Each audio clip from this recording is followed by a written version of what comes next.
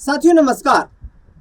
आपके जहन में एक बात काफी कुछ दिनों से घूम रही होगी बिहार की राजनीति के परिप्रेक्ष्य में कि इतनी मजबूत भारतीय जनता पार्टी जो 1 दर्जन से ज्यादा राज्यों में सरकार चला रही है, केंद्र में पिछले 12 सालों से मजबूत सरकार के साथ आगे बढ़ रही है, मजबूत नेतृत्व के साथ आगे बढ़ रही है। आखिरकार वो भाजपा हाईकमान बिहार में मुख्यमंत्री के चयन को लेकर आखिरकार इतनी सोच विचार की स्थिति में क्यों है? सवाल है। नीतीश कुमार ने सीएम कुर्सी छोड़ने का ऐलान कर दिया है और उस ऐलान के साथ ही अटकलें शुरू हो गई कि बिहार में अब बीजेपी मुख्यमंत्री बनाएगी। चर्चाओं का दौर शुरू हो गया, बैठकों का दौर शुरू हो गया। कुछ चेहरों के नाम भी सामने आने लगे कि ये मुख्यमंत्री बन सकते हैं, ये बड़े दावेदार हैं, इनके नाम पर मोहर लग सकती है। लेकिन अभी तक बीजेपी ने अपने पत्ते साफ नहीं किए।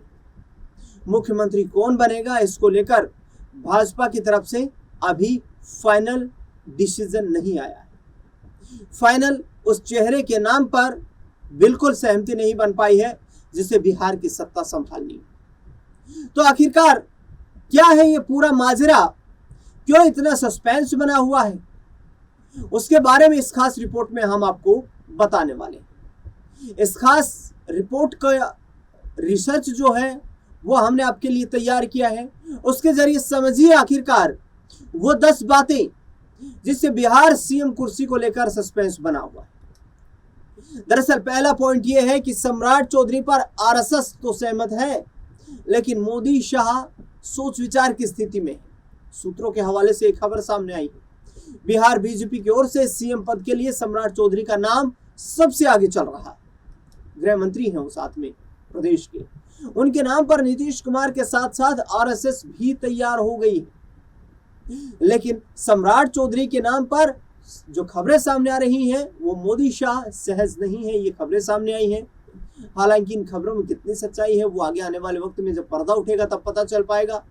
मोदी शाह किसी भी अन्य नेता को सीएम बना करके कहीं ना कहीं बिहार में ऐसे नेता को बैठाना चाहते हैं जो दिल्ली से पूरे जो है राज्य की सत्ता को संभालता हुआ नजर आए, दिल्ली के इशारे पर काम करता हुआ नजर आए। अब बीजेपी में एक चीज तो स्पष्ट है कि मोदी शाह की सहमति के बिना तो कोई सीएम नहीं बन सकता है। मोदी शाह की इस जोड़ी ने जिस तरीके से 2014 से लेकर 2024-26 तक कमाल किया है, तो इस जोड़ी को दरकिनार करना इतना आसान नहीं है।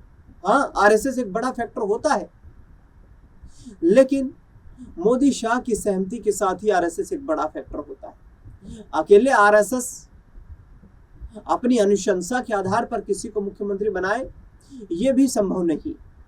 तो मोदी शाह की सहमति लेनी जरूरी है। हालांकि इस खबर को लेकर कोई पुख्ता जानकारी नहीं दी जा सकती है कि मोदी शाह कितने सहमत हैं, नहीं है, क्योंकि इनके फैसले जो हैं वो हर किसी को चौंका देते हैं। लेकिन जो सूत्र बता रहे हैं जानकारी, उस आधार पर हम आप तक पूरी डिटेल्स साझा कर रहे हैं। अब अगला सवाल यह है कि क्या नीतीश कुमार का हुआ अपमान? नीतीश कुमार ने शुक्रवार 10 अप्रैल को राज्यसभा सांसद के पद की शपथ ली। इसी दिन राष्ट्रपति की ओर से जेडीयू नेता हरिवंश नारायण सिंह को राज्यसभा सदस्य के रूप में मनोनीत कर दिया गया। इतना ही नहीं, उन्हें नीतीश कुमार के साथ ही शपथ भी दिला दी गई। जबकि पार्टी ने इस दिन किसी सांसद यानी कि रामनाथ ठाकुर या अन्य के शपथ का शेड्यूल सेट नहीं किया था। जेडीयू ने इसे सीधे सीधे नीतीश कुमार का अपमान माना है, क्योंकि हरिवंश बाबू को पार्टी के बागी सांसद के रूप में माना जाता है। यही वजह है कि पार्टी ने उन्हें फिर से राज्यसभा नहीं भेजा था। दरअसल निशांत कुमार को सीएम बनाओ, ये भी जेडीयू के अंदर से आवाज उठ रही है। नीतीश कुमार के राज्यसभा सदस्य की शपथ लेने के बाद जेडीयू के कार्यकर्ताओं ने नीतीश कुमार को के घर को घेरकर निशांत को मुख्यमंत्री बनाने के लिए नारेबाजी की।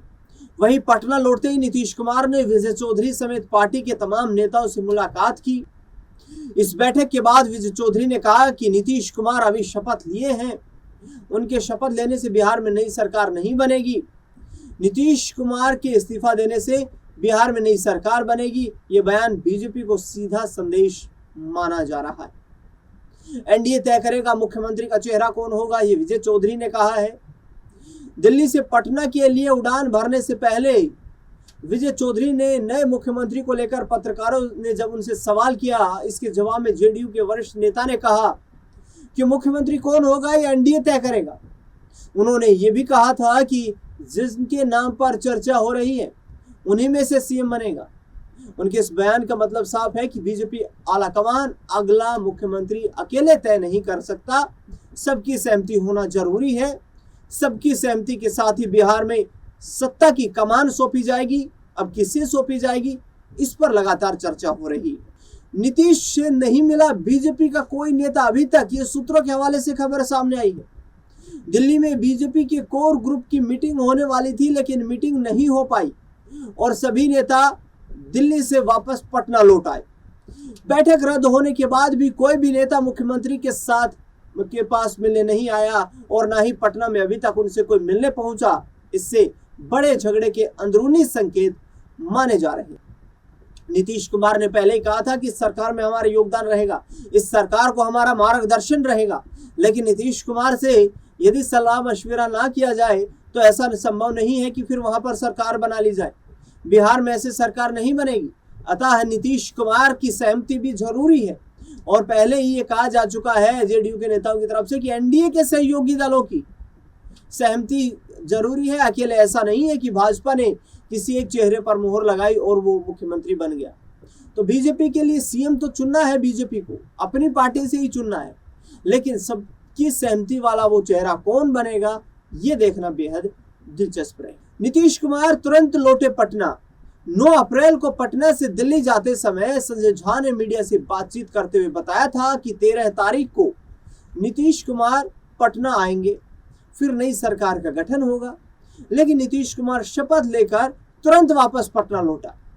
इससे राज्य का सियासी पारा चढ़ा हुआ। भाजपा की तरफ से दिल्ली जाने वाले नेताओं में सम्राट चौधरी और विजय सिन्हा के साथ श्रेयसी सिंह का नाम जाना इस ओर इशारा करता है कि पार्टी में भी सम्राट चौधरी के नाम पर पूर्ण सहमति नजर नहीं आ रही। दरअसल पूर्ण सहमति किसके नाम पर बनेगी ये सस्पेंस जो है अभी पाटने में बीजेपी हाईकमान भी कामयाब नहीं हो पाया है और जिसको लेकर के लगातार ये डिले देखने को मिल रहा है। शिवराज सिंह चौहान को ऑब्जर्वर बना दिया गया है, पर्यवेक्षक बना दिया गया है। शिवराज सिंह चौहान की अब भूमिका अहम होगी कि वो एनडीए गठबंधन के तमाम उन सहयोगी दलों के नेताओं के साथ बैठक करे, उनके अंदर जो पार्टी का माहौल है उसको जानने का प्रयास करे।